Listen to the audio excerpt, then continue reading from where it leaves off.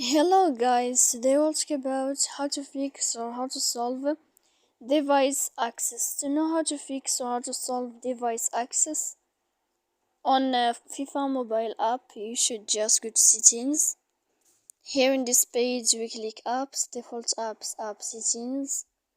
After that, in this list you will search about this window of FIFA mobile. When you'll find this list of app info, you will enter to this window of force stop. Here you will enter to storage. After that, we click clear cache and you can go to Play Store. You will search about FIFA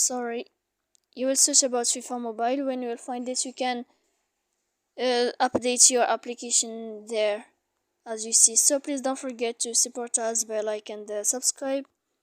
See you next time in another video.